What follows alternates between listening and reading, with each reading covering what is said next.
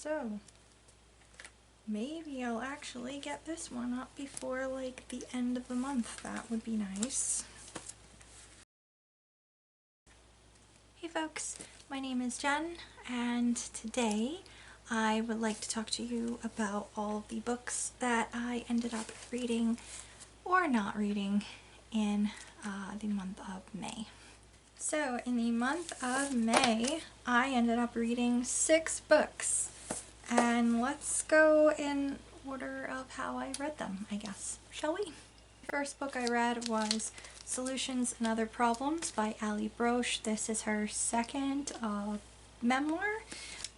It is full of her very interesting artwork that just kind of adds to the general like tone and kookiness of the book. This one is a little bit more, not a little bit more, a lot more serious than her previous offering, which was Hyperbole and a Half, and her blog of the same name, which if I remember correctly, it's been a while since I've read Hyperbole and a Half, but I believe that that book is made up a lot of the stories that were from her blog. It has a couple of stories that were also featured on her blog as well, but it also deals with some much more serious topics, including explaining kind of where she's been for the past several years. Here, she's went through a lot over the period that she kind of was not on like social media stuff at all. Had some personal family issues, has some mental health issues, had physical health issues, and those are all kind of talked about in here. So I would say if you are particularly sensitive to talks about suicide, health issues, various things like that, I would say that is definitely in here, so be aware of that. I did really enjoy all of the stories in here, even though some of them, when she gets a little more philosophical at times, are just honestly a little bit beyond me, because I'm not really I'm like a inner reflective kind of person. I'm not really a philosophical person, so a little bit of it went over my head. I still really enjoyed it. She tells the story very well. There's also chock full of just awkward and interesting shenanigans from when she was a child or just in general in here that were pretty great, of course. I did read this a little more slowly just because some of the contents, especially dealing with like this kind of existential dread and a realization of your own mortality, that is honestly something that sets my anxiety off like a fuck ton. So I had to take a break while I was reading this a little bit because I could just feel myself getting all squirrely. You know, so if that's something that would also be potentially upsetting for you, just be forewarned that that's in here. But overall, it's still such a really great read. She does have some good discussions on mental health, and as I said, she's had also some personal tragedies that went along with things, and that can be a bit rough as well, but I thought that it was good that that was included within here. So I would say if you are a fan of her writing, you should still definitely read this. I will tell you that it is a little bit more serious than her previous offering, so just be mindful of that. I did not end up rating this because it is a memoir. The next book I read was pretty much a disappointment. That was Rebecca of Sunnybrook Farm by Kate Douglas Wiggin. I think I mentioned in my TBR video that I have read this book before. Technically, I've read an abridged version. It was like the Greater Illustrated Classics. You know, they're like abridged and they have like the huge letters and the big old pictures and stuff like that in it for like to get kids into classics and stuff. That's the version I read. Last time I picked it up I was probably like 10. So I had forgotten entirely what the contents of this book were about. Like, I remember that the beginning started with the carriage ride, and then after reflecting on it, I realized that what I was actually remembering more about the story had more to do with the Shirley Temple movie, which this is a version with movie photos in here. That is what I was remembering. The video, the movie itself was Shirley Temple, and not so much the actual book. I do have to say, in my personal opinion, this is one of those instances where the movie is way better than the book, mostly because that movie, at least, is just similar in name. The name is the same, the name of characters are same, but the rest of the entire thing does not really take stuff from the book at all, and I think that was a major improvement. This was not what I was searching for. I guess what I was looking for was more of Anne of Green Gables. I wanted a story about a young girl coming to live somewhere else and her trials and tribulations through life and having a found family amongst her own family sort of thing. You know, shenanigans, fun, a whole lot of heart. That's what I was searching for. That is not what I found in this book. Instead, what I found was that Rebecca herself was just so much of a Mary Sue, and sometimes Mary Sue's, for example, Sarah Crewe in A Little Princess, even though she is pretty perfect overall and I guess could be considered to be a Mary Sue, you couldn't help, or at least I couldn't help, but like her anyway, because she was such a kind and generous person, but boy did she have a mouth to cut if the situation called for her to just kind of lay out some truth on someone. That, like, I loved that. This character had, like, 0 flaws. And in the beginning, it did seem like they were trying to make there be some type of flaw with her, like she has some kind of temper, but it didn't really seem like she did have that much of a temper. She didn't really express it that much, and the rest of the time, people either really seemed to like her, and the only person who didn't really seem to like her was kind of an asshole anyway. For example, her Aunt Miranda is a giant fucking shrew. She is absolutely terrible, and I don't see that there was any redeeming quality about her at all. Sure, she took in her sister's child. Yeah, she clothed and fed her, and I guess that's admirable in a sense, but she was just a terrible person the entire time. And it's almost like the situation with Snape. Sure, he protected Harry, but he still acted like a fucking asshole to him through 7 books. So, like, just because he does one thing, it doesn't redeem him for all the other shitty behavior. That's kind of how I feel in this. Yeah, she, by keeping her at the house, allowed her to have a better education, but she was a huge bitch the entire time, so it doesn't really redeem her, I don't think. Then we also have a situation with a character who is mostly, and I can't even remember what his actual name is now, but he was referred to as Mr. Aladdin through most of the book, because of, it is a reference to Aladdin and the lamp, but I can't be arsed to remember why it was a reference to this, because I didn't care enough about this book. He is a character who shows up fairly early within the story, and at that time I believe he is in his early 30s, and he is very impressed when he meets Rebecca, and from there becomes a special friend to her, where he buys her extremely expensive gifts and tries to carve out some time to be near her on occasion. He also does give presents to one of her best friends as well, but mostly his attention seemed to be centered on Rebecca, and it's kind of disturbing because it just feels like this is a grown-ass man grooming a child. And that's not really okay. I can barely believe that it was okay for this time period. It's certainly not okay for now.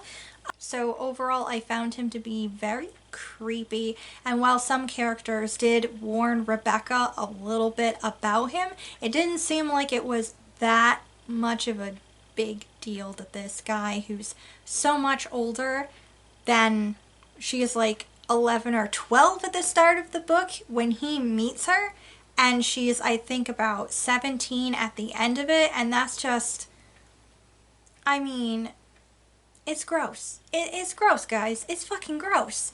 I mean, nothing untoward happened, really, but it's just, it's on the borderline of being really fucking creepy. It's grooming. It's grooming, like I said. It's not okay.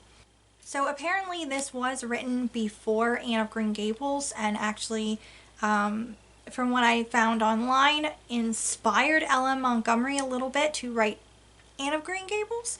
But I personally have to say that that series is far superior to this. This is...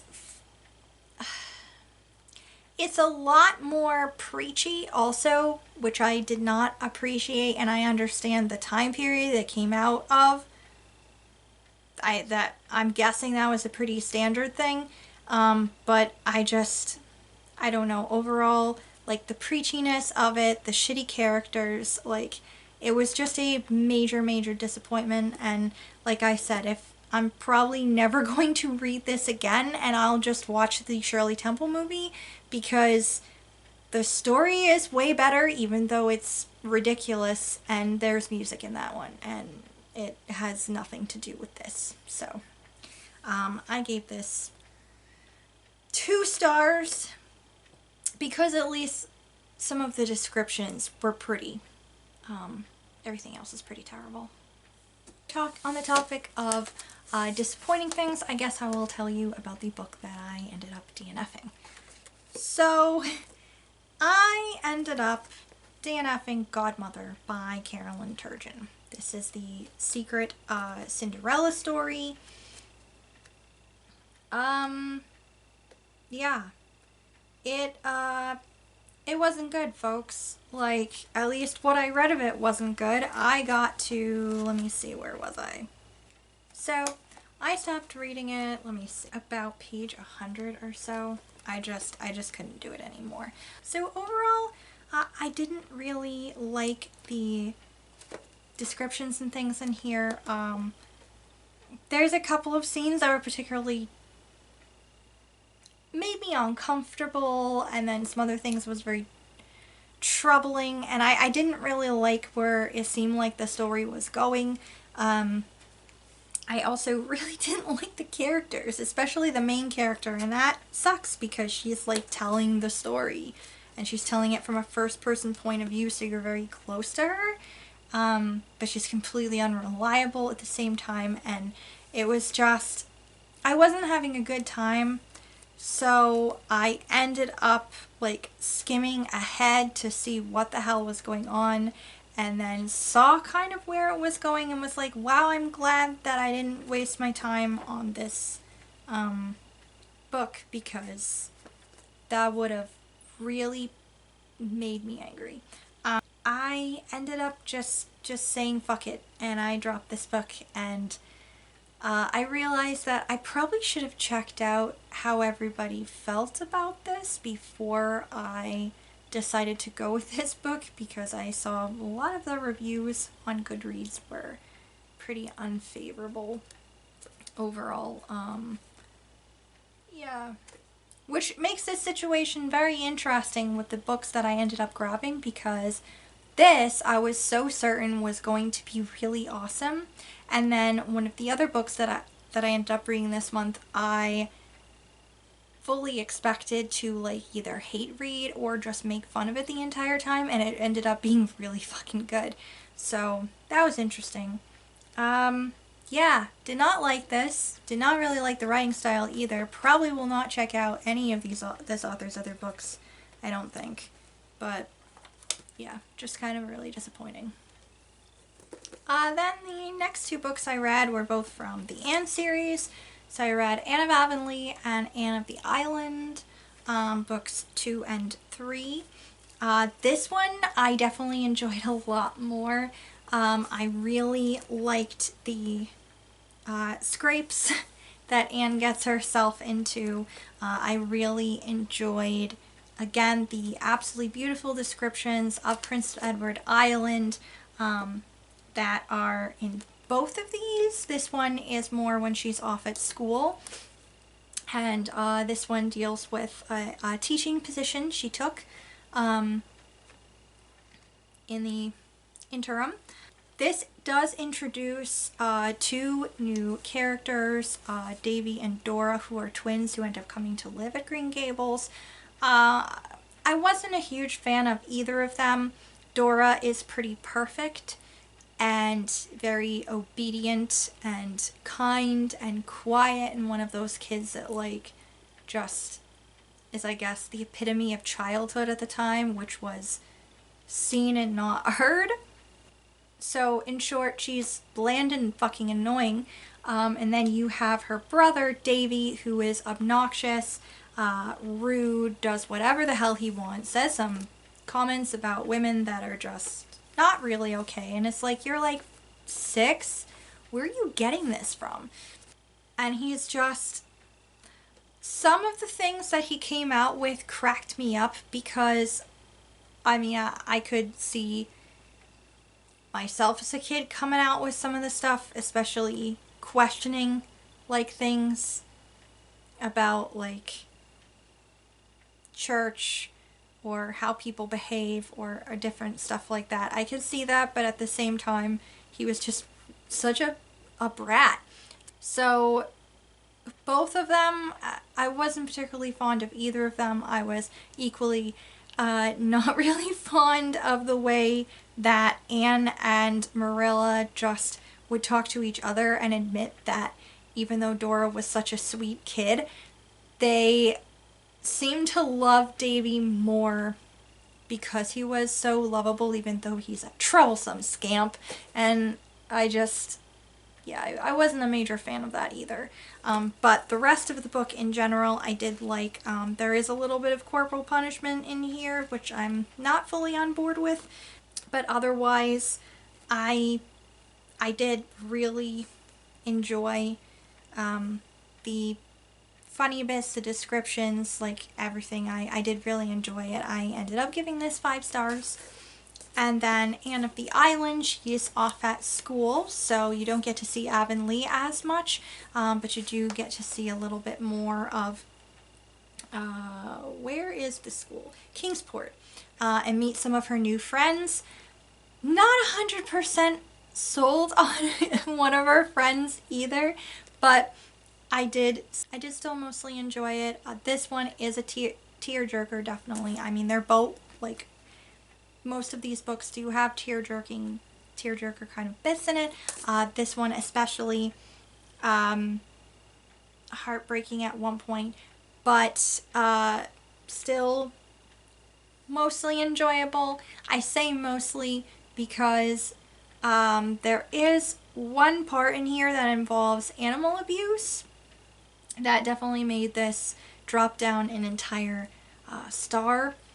So just saying that, I ended up giving this 3 stars overall. Next up, I read The Mark of Athena by Rick Riordan. This is book 3 in the Heroes of Olympus series. I'm not going to talk too much about it because it is book 3 after all.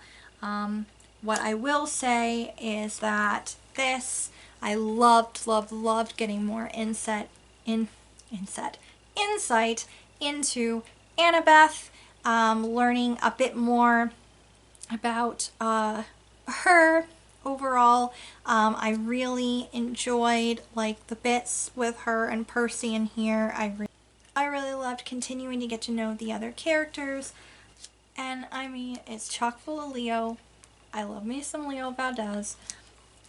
And yeah, overall, this was a lot of fun. I will say though, I did not like the part, and there is a part in here with spiders.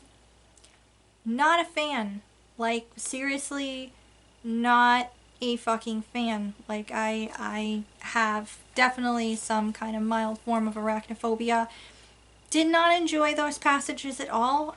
In fact, my husband can attest to the fact that I was seated across the room from him, and as I was reading it, was just like,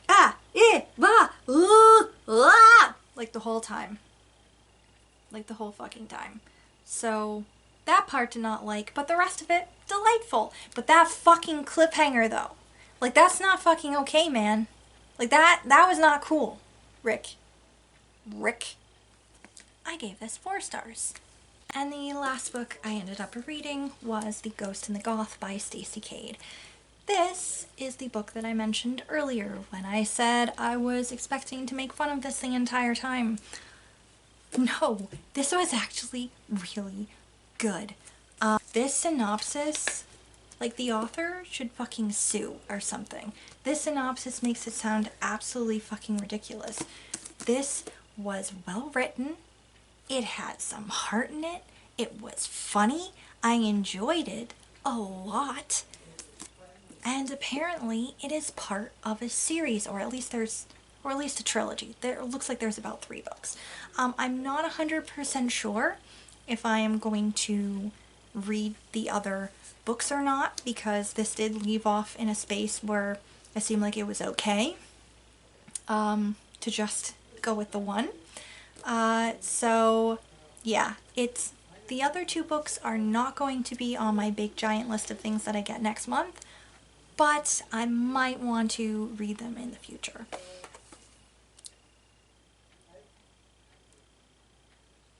So there were definitely some high school stereotyping and things in here.